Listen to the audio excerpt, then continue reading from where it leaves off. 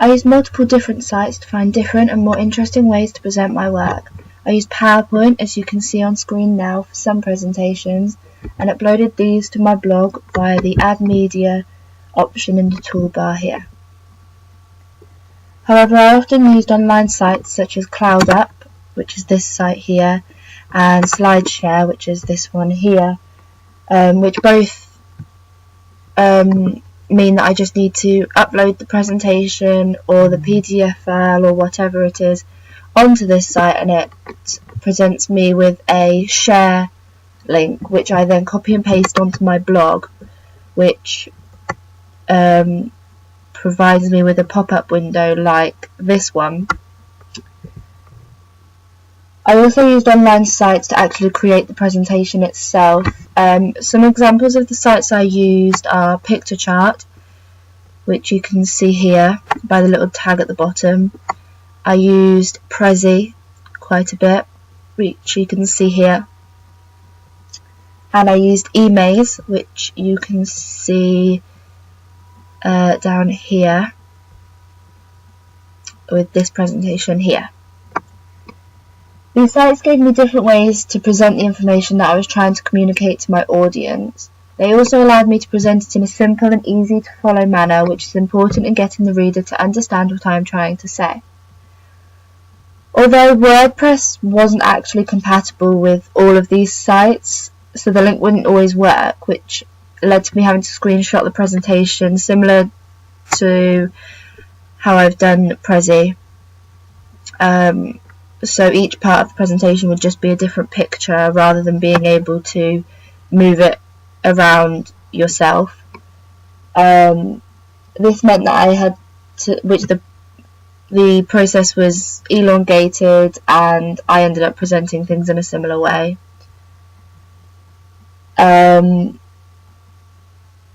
the end of both my genre and audience research, I wanted to present the data in a concise and concluded way, so that I could refer back to it in the next stages. So I used MindMeister, Bubble.us and GoConquer to make different style mind maps to refer back to. So here's one, here's another, and here's another one. I found this extremely useful during the next stages because by using this technology I had simplified the process for myself, which made the planning of my film much easier and consequently more accurate in terms of how I was appealing to the audience, what conventions I was using. But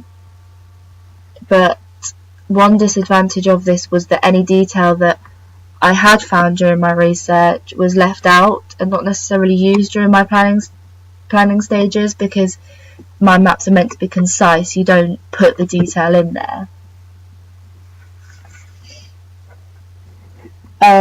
During my planning stages, I wanted to copy the process that real media use before the production stage, and this process was storyboarding the main shots of my trailer so that I had a rough idea of what my trailer will look like, and it also provided me with a more real and visual representation that did act as an aid for my filming process. The software I used was called Storyboard That, which is this site here. It uses cartoon images that you place into the boxes to create a visual form of the camera shot. The only disadvantage of this process is that you can't show camera movements or editing, so instead I made an Excel spreadsheet, as you can see here, which allowed me to explain what camera movements or editing I wanted to use. And this was useful because it meant that I could work through the list and check it off, so it meant that I was organised and I didn't miss anything out.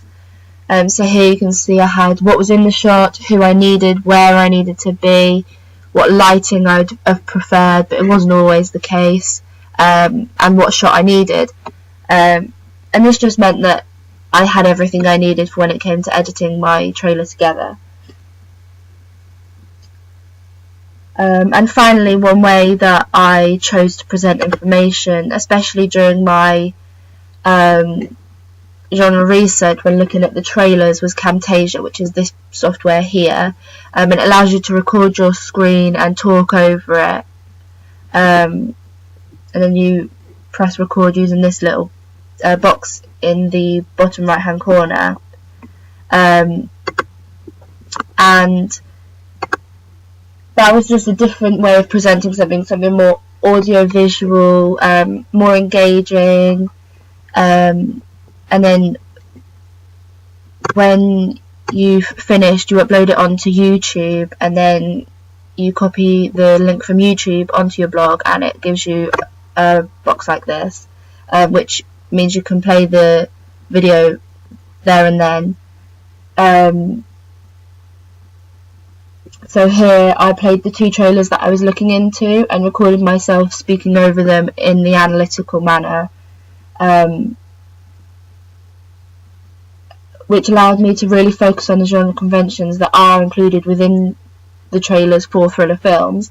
And it just meant that I didn't have to try and explain what I meant from a screenshot, especially when it came to editing and camera movements, because the audience just wouldn't have known what I was talking about from a picture. So by doing it this way, it meant that they could follow what I was trying to say as well. And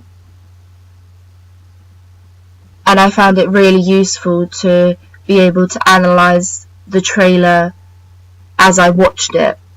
And I felt that was more productive than if I was to look at pictures from a trailer.